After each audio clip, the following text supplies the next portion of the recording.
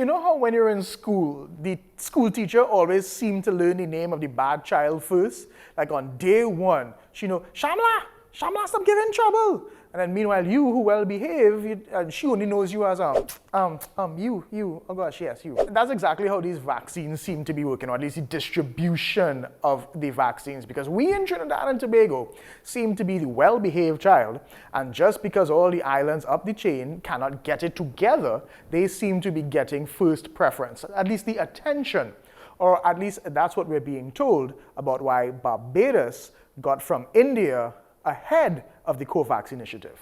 Barbados went one step further in the face of its looming calamity, which is prison and police, and did ask a number of the large countries whether they could help with an instant supply of vaccine to treat with the explosion. So, okay, I get it. They messed up and now they're getting to skip the line. Okay, cool. But think about it. Now, Barbados is just trucking along. Tens of thousands of doses administered already. Ready to mark the fact that last night in the country we reached 25,000 vaccinations. We surpassed it. And it is a moment that we are grateful for. And I want to thank those Barbadians who have come forward over the course of less than 2 weeks. And the fact that we have been able to vaccinate just over 12.5% of the adult population. 12.5% of the adult population. That is amazing. And let's talk about the real problem child in the classroom, Jamaica.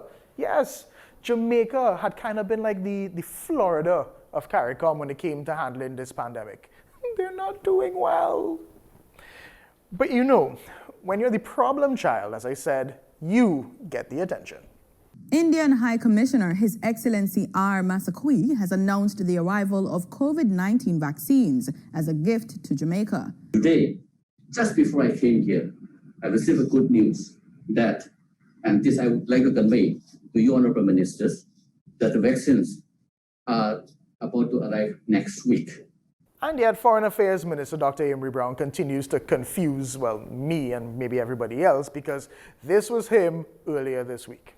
Engagement via the High Commission of India has been with respect to the purchase of Covishield in the amount of 250,000 doses.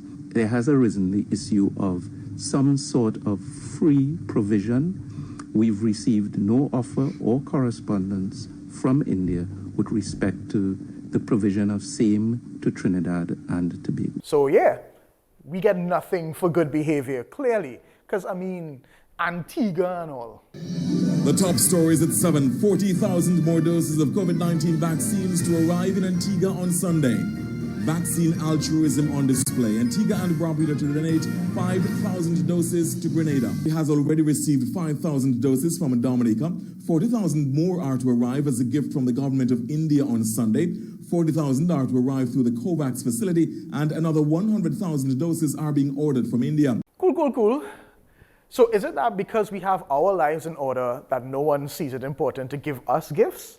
I mean, I get it. We are doing well. And clearly we have to be, because there's traffic on a Friday night outside of bars in town because everybody liming. And yet, we are still recording fewer than 10 cases per day. So maybe just because we're doing well doesn't mean we should be seen. While the average number of cases per day is quite low at this point in time, it bears emphasis that we are not free of or clear of COVID. Up to February 26th, we will have recorded 554 cases of COVID for 2021. But at the end of the day, you have to wonder, is it even worth it to get worked up about when it come in, it not come in, early March, end of March? Listen, at this point, this vaccine is like when your partner's saying he outside the Hyatt, but you know he's still in the shower home in Arima. But while everyone is knocking on India's doorstep for a vaccine, what we're missing is that larger countries like Canada are keeping it in their back pocket.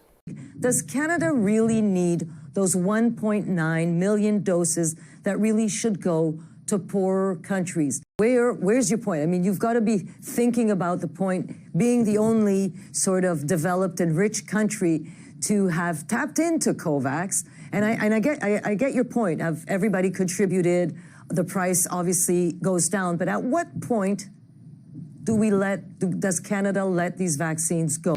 What the Prime Minister and what I have said, going back to last fall, was that Canada won't let any doses go wasted. So when we get to a point where we have excess doses in Canada, we will absolutely be donating them. So let's go shake them down. Think about it. You don't go straight to Private Ryan himself to buy your tickets for brainwash. No, he's not taking you on unless you can give him something.